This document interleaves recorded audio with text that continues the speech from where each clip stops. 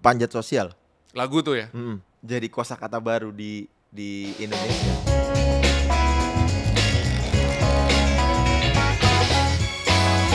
The most wanted rapper in town. Wow. Ada bunyinya. Ada musiknya ya, gokil. Roy Ricardo, selamat datang di podcast gua ya. Thank you, Yudi. Waduh, welcome to Bali. Udah berapa hari di Bali, bro? Ini hari ke-4. Wah, lama juga ya, 4 hari. Ini lagi liburan atau ngapain? Kebetulan kemarin ada kerjaan, ya kan, untuk syuting gitu. Terus gua sekalian aja deh, udah 2 tahun gua terakhir ke Bali tuh DWP. Jadi gua sekalian ajak istri gua. Wah, harus sering-sering ke Bali, bro. Enak di sini. Gua dulu tuh setahun tuh 4 kali ke Bali. Wah, mantap.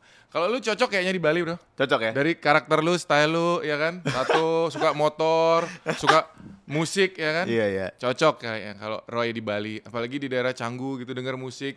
Cuma kayaknya buat hidup sih gua nggak bisa di Bali. Kenapa, bro? Karena Bali tuh menurut gua emang enaknya buat liburan.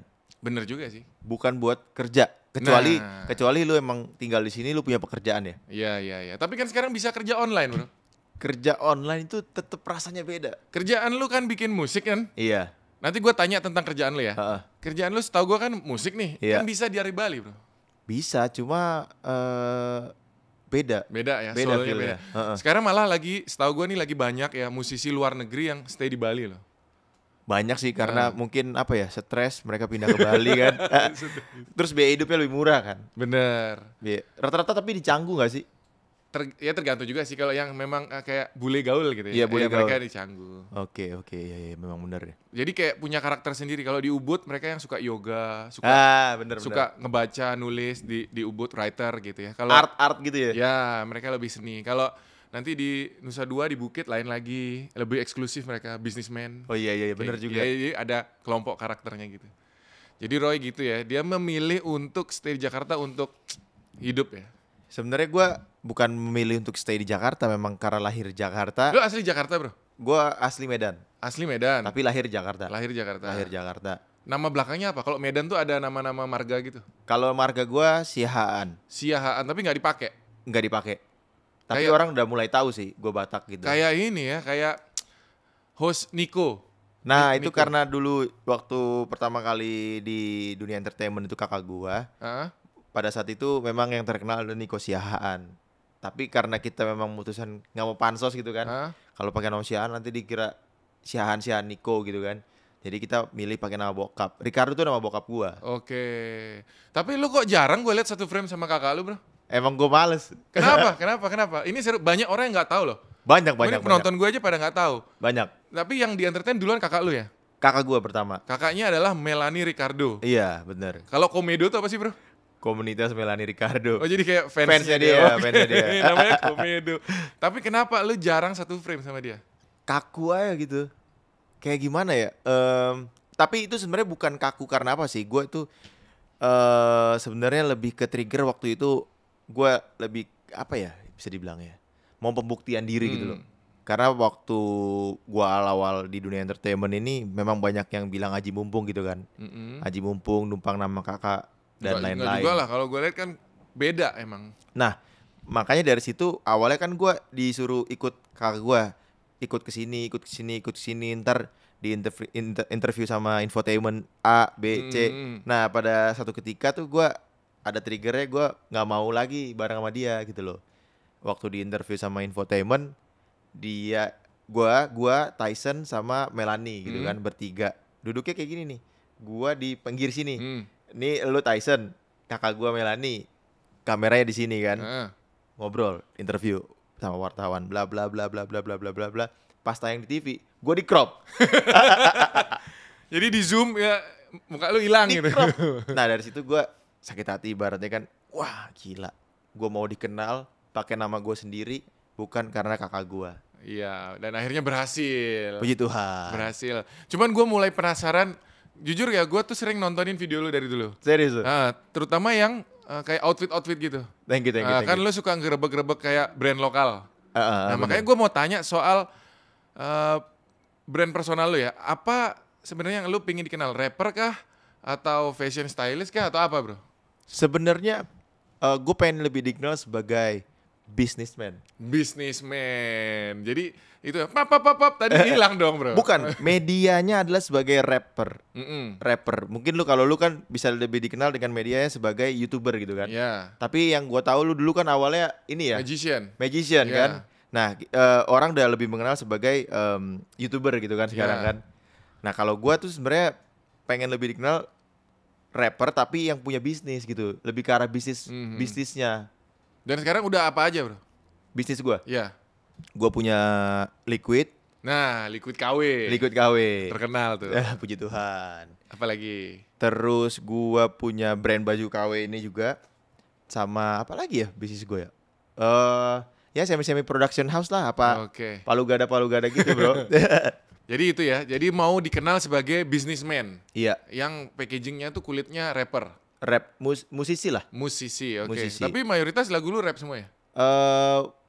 Iya. Oke. Terus channel juga ada 2 ya bro?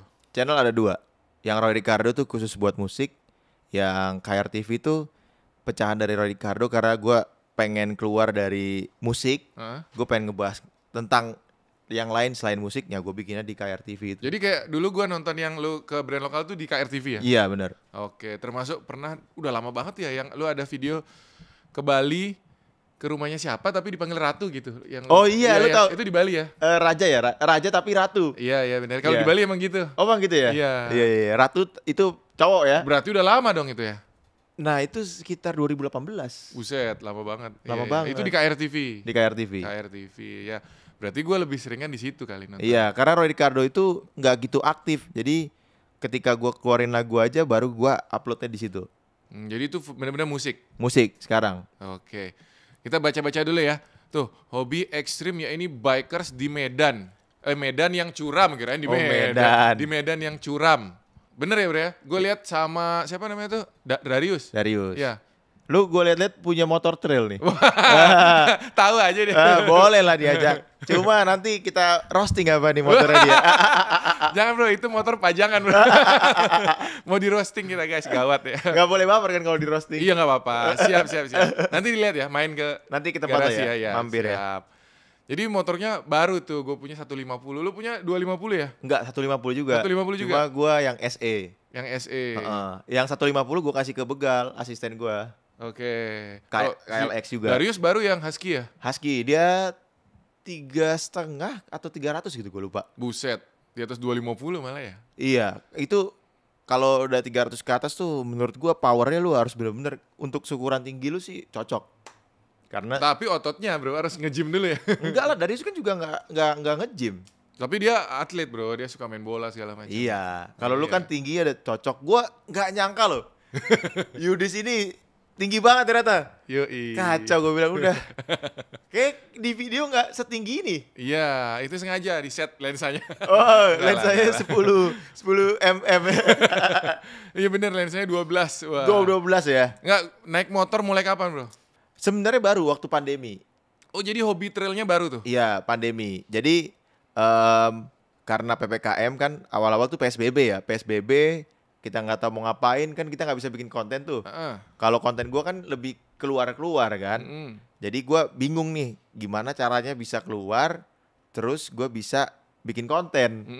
Ya kan, gue iseng lah beli motor trail gitu kan. Sebenarnya itu gue akhirnya terjun di dunia trail ini. Gue ada toko trail juga kecil. Oh sudah ada sebelumnya?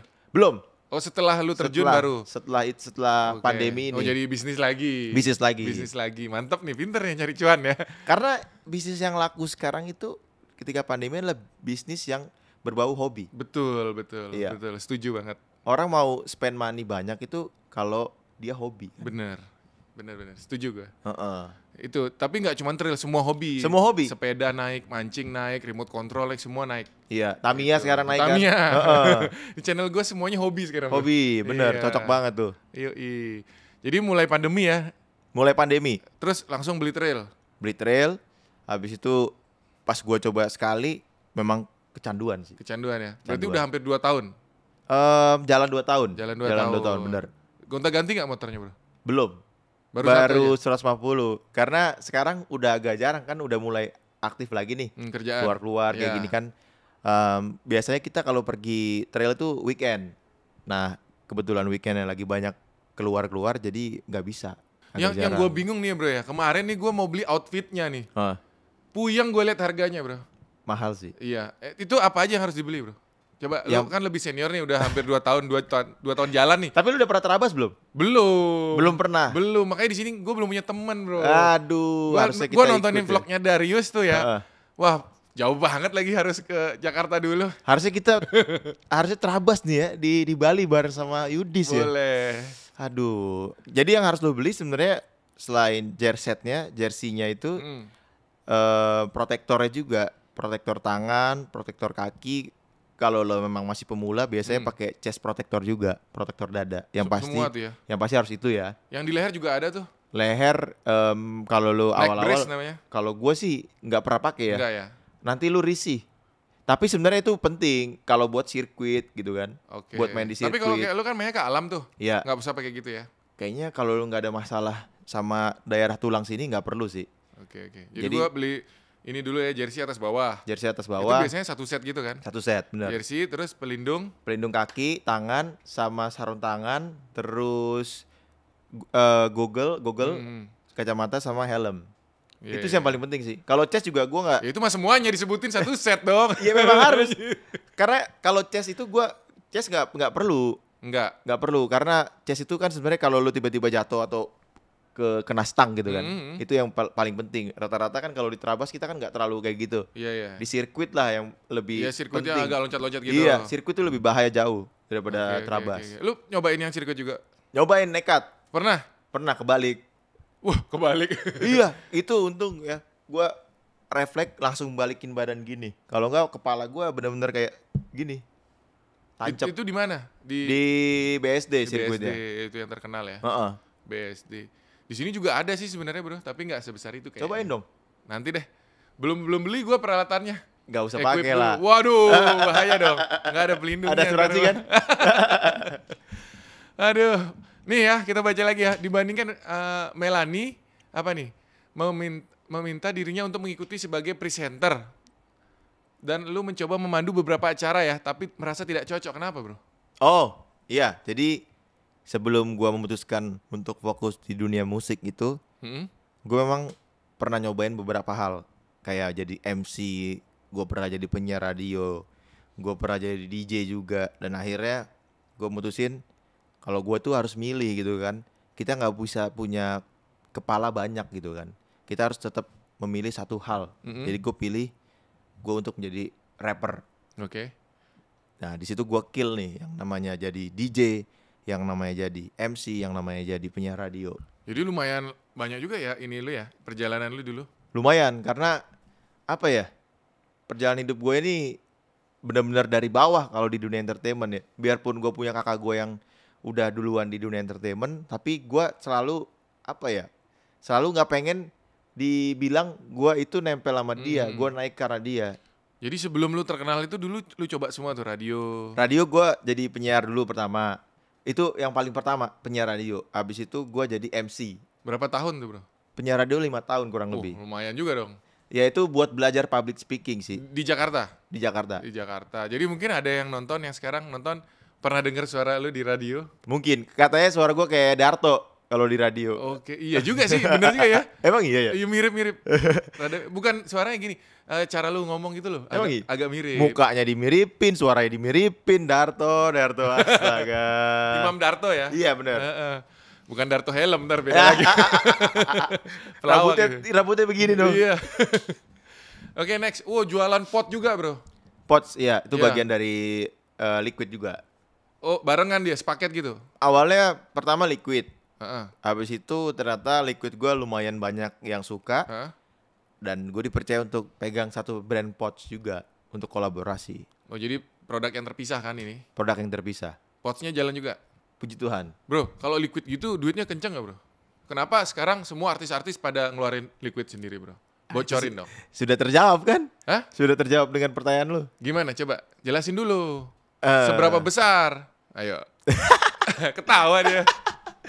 Cukup lah bro. Cukup ya? Cukup untuk lu makan. Cukup untuk lu beli baju. Asik. Cukup untuk lu beli motor. Asik, beli motor, abis ini naik lagi, beli mobil. Beli mobil. Beli rumah. Beli mobil gue juga dari duit liquid sih. Tuh guys, berarti kenceng banget guys. Makanya sekarang rata-rata semua ya ngeluarin liquid. Nah, tapi banyak juga, gue nggak mau menyalahkan artisnya ya. Ini ada beberapa juga faktor sebenarnya. Banyak liquid artis itu nggak laku. Ada yang gitu? Banyak. Karena mungkin lu tidak punya rasa memiliki. Lu cuma dipakai untuk let's say brand ambassador. Ketika lu namanya doang dipakai, tapi lu tidak ada rasa memiliki, ya udah, lu nothing tulus gitu kan. Laku nggak laku, yang penting gue ngelakuin kewajiban gue. Iya benar. Tapi gue masuk ke dunia vape ini, gue memang bener-bener pengen punya big pictures ke depan gitu. Gue pengen punya masa depan di dunia pervapean. Makanya gue dari awal tuh bisa dibilang followers gue nggak terlalu besar, YouTube gue juga dulu nggak gede, tapi gue bener-bener nge-branding dengan baik. Jadi makanya banyak orang yang percaya dengan produk gue. Nah, karena vape ini adalah basicnya adalah komunitas. Jika produk lu satu kali lu keluarin, demand-nya bagus, responnya bagus, lu nextnya akan dapat juga pre-order lagi, akan dapat lagi yang namanya orderan dari orang gitu loh.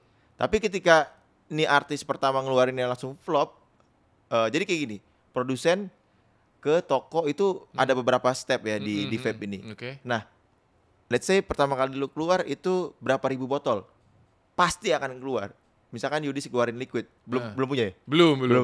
Yudis keluarin liquid nih kan, pasti akan laku let's say 5.000 sampai 10.000 botol. Tapi kalau sampai ke tokonya itu nggak laku, besok lu keluarin lagi, toko bakalan teriak, woi ini aja belum laku, gitu loh. Nah, kalau laku kan toko yang teriak, woi mana barang lagi gitu loh. Iya benar. Nah itu banyak yang artis tidak menggoreng dengan baik, barangnya jadi dead stock. Benar. Nah makanya ketika dia keluarin varian kedua, ini aja belum laku varian pertama, kayak gitu. Nah kalau lu sendiri udah keluar berapa varian? Berapa ya? Pertama strawberry biscuit pudding, terus anggur merah dingin, yang freebase anggur merah dingin yang saltnik, extra john, anggur putih 5. Banyak ya, berarti cuan terus. Asik. Akan menjadi continuity nih kayaknya ya teman-teman ya. Keluar terus karena memang cuan. Bukan ke arah cuannya sih, gue pengen apa ya. Tapi lu percaya gak bro, kayak dia bakalan maju terus dunia vape? Pasti, karena vape tuh sebenarnya industrinya udah sama kayak rokok sih. Lifestyle. Iya. Lu kadang harus punya liquid walaupun lu makannya tahu tempe gitu kan. Sama kayak lu harus punya rokok, harus ngerokok walaupun makan gue cuma telur dadar. Udah sih. Kayak apa ya, udah kayak kebutuhan hidup gitu.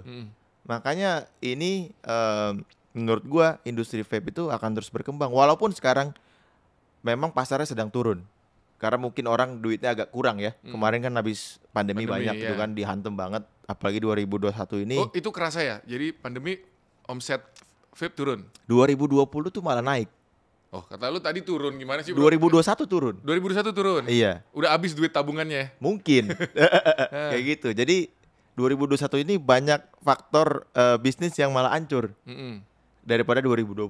Teman-teman gue juga banyak yang main-main vape gitu, mereka percaya banget bahwa bakalan jadi sebuah hal yang besar.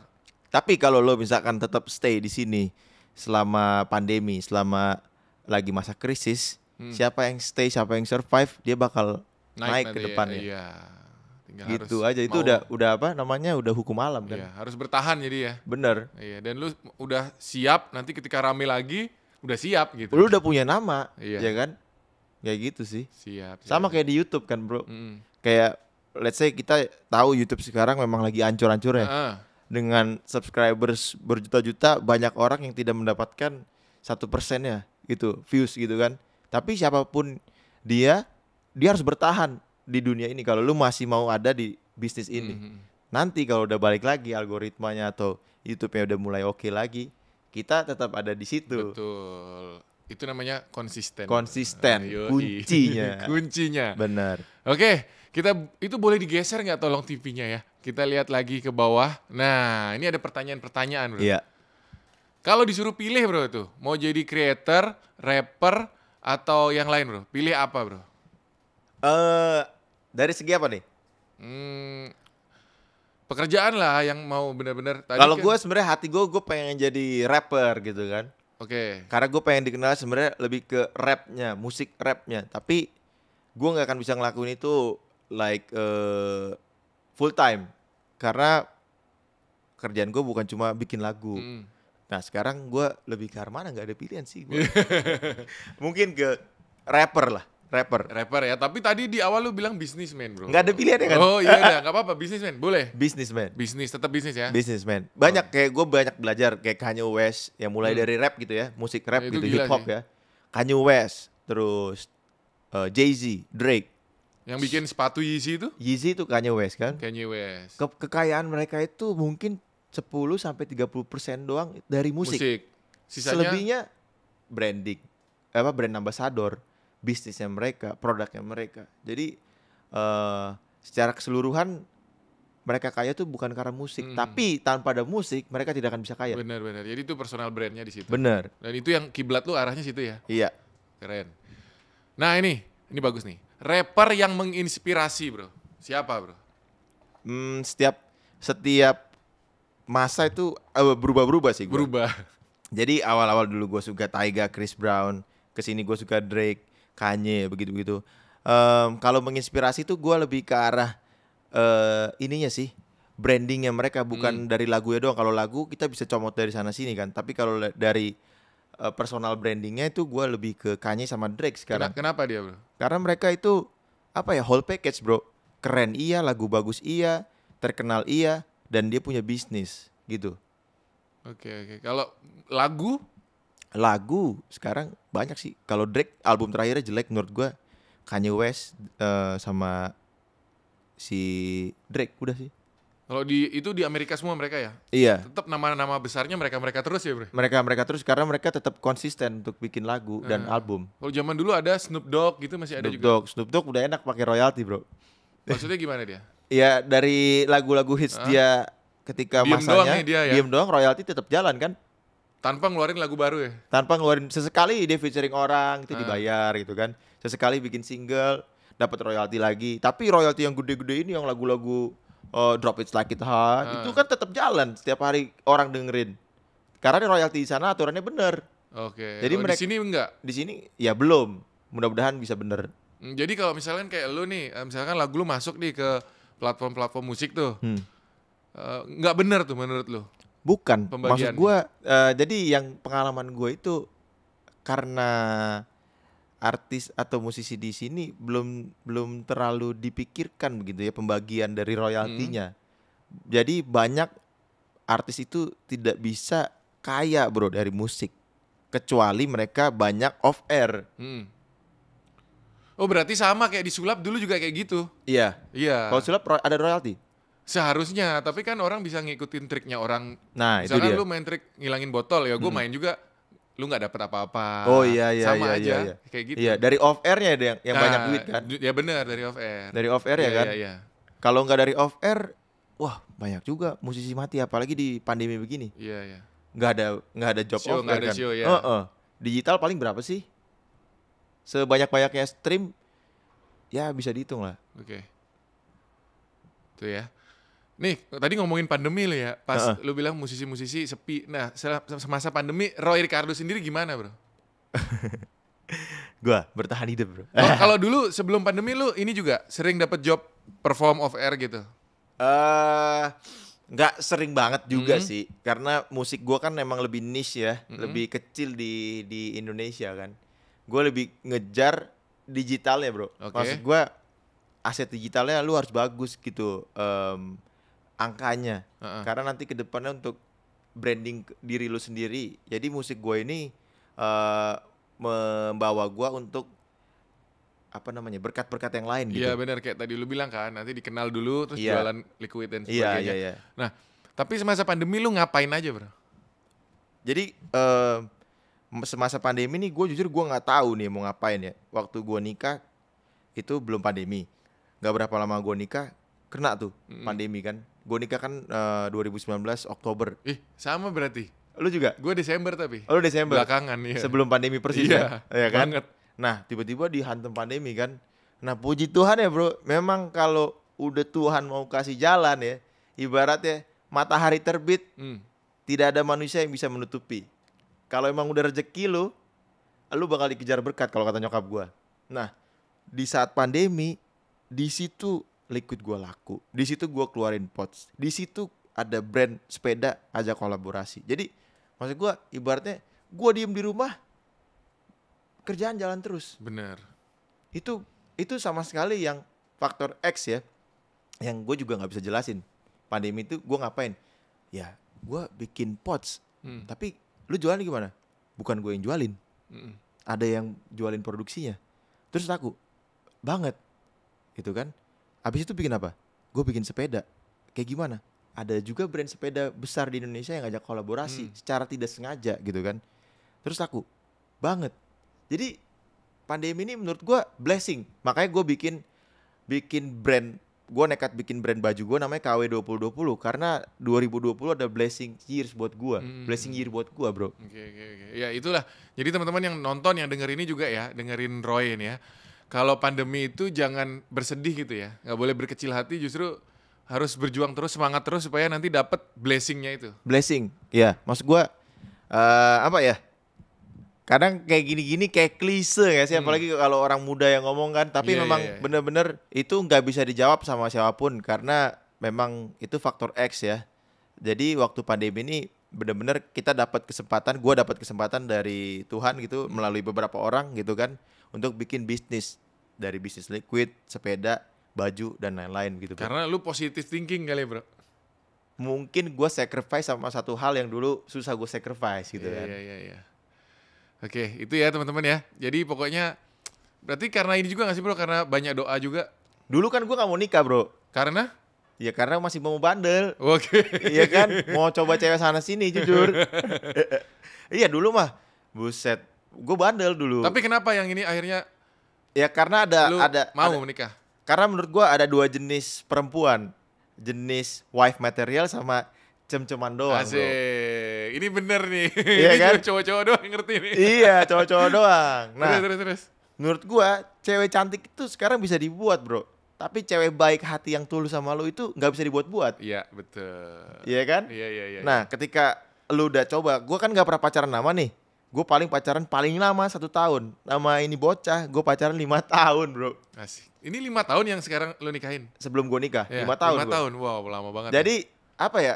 Gue omelin, masih aja mau balik ke gue. Jadi kayak apa ya? Udahlah, gue coba ikutin gitu kan. Gue coba nikah deh, ya kan? Kalau kata orang tua kan, kita nikah nanti bakal rezeki kebuka gitu kan. Iya.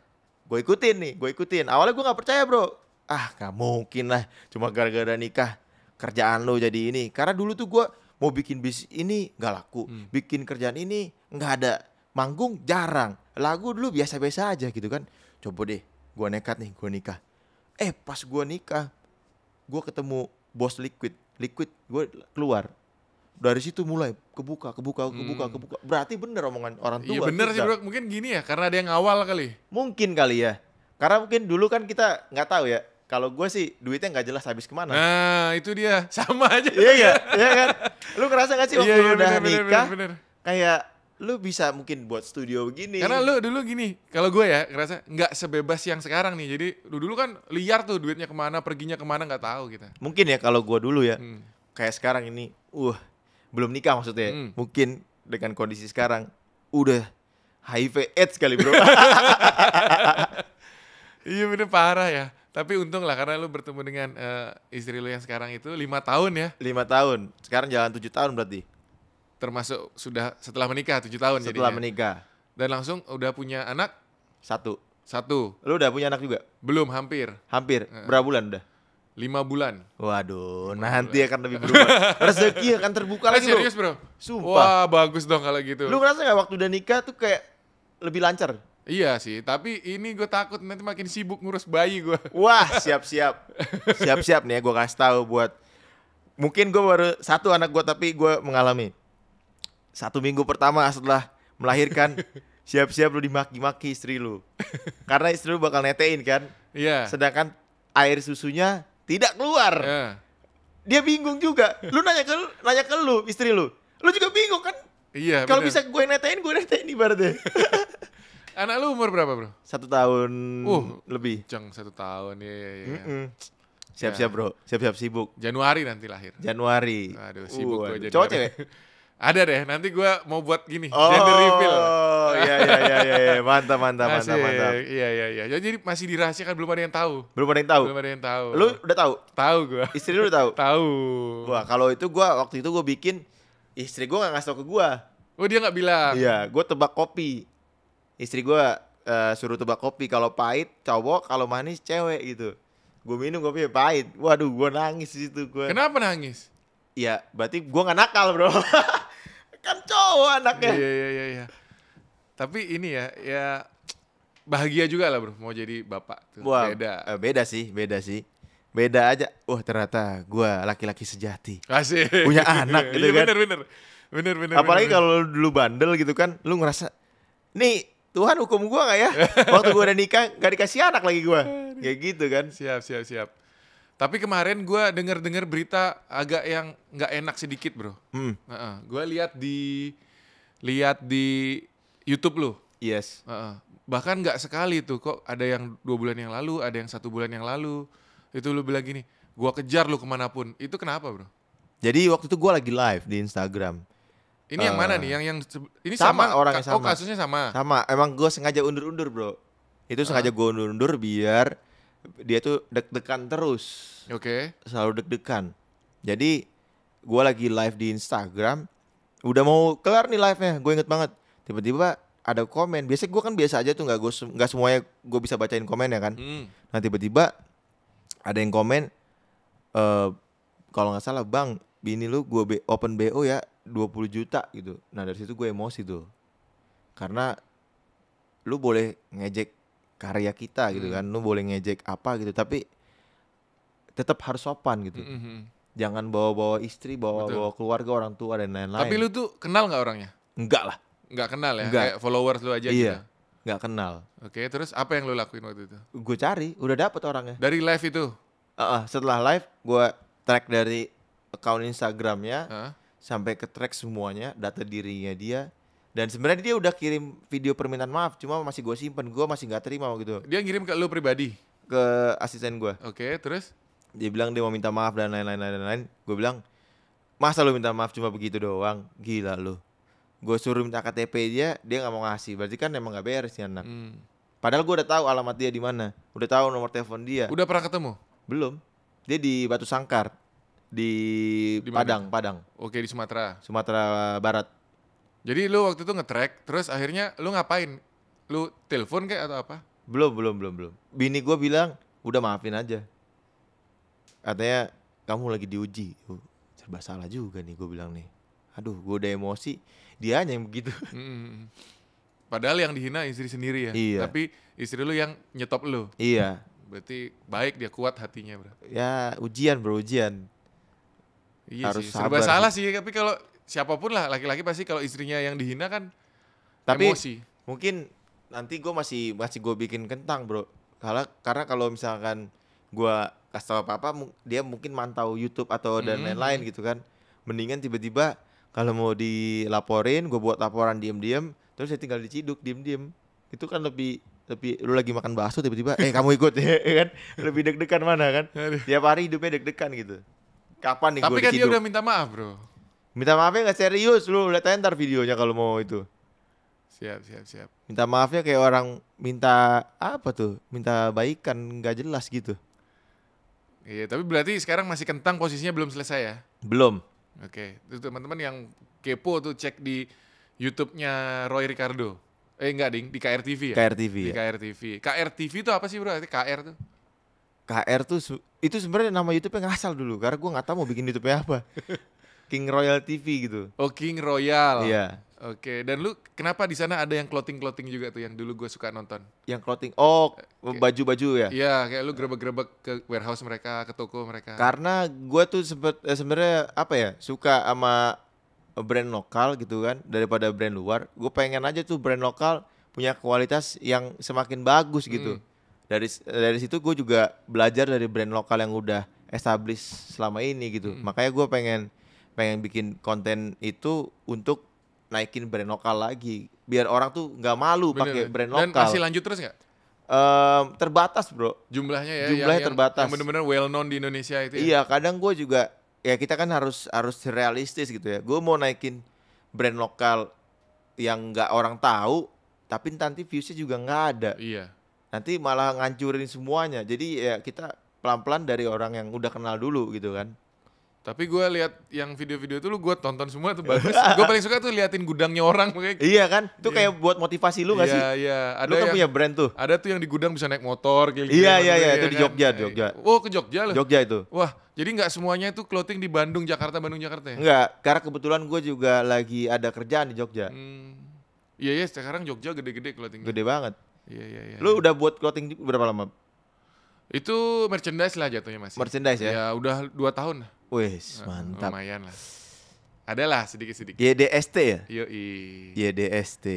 Tiap hari ada aja dikit-dikit lah Tokopedia gitu. Bisa aja. Jualnya kayak yang hijau, nggak kayak yang oranye. Iya, dua-duanya ada. Tapi biasanya kalau brand baju tuh lebih ke orange. Gitu ya? Iya. Ada juga di situ. Ada juga. Biasanya orang lebih nge-pushnya ke arah sana. Wah, kerjasama lagi jangan-jangan. Enggak. Ngeri. Dua-duanya jalan. Mantap. Bro, pertanyaan terakhir bro, ini karya terbaik yang lu paling banggakan apa bro sejauh ini? Panjat sosial. Lagu tuh ya? Karena jadi kosakata baru di Indonesia. Oke. Dulu kan kayak nggak ada kata pansos gitu kan, panjat sosial. Itu dari lu asalnya? Iya. Wow, keren. Roy Ricardo. Teman-teman, terima kasih Roy yang sudah datang di sini ya. Thank you, Dis. Teman-teman, terima kasih. Kita ketemu lagi di podcast berikutnya.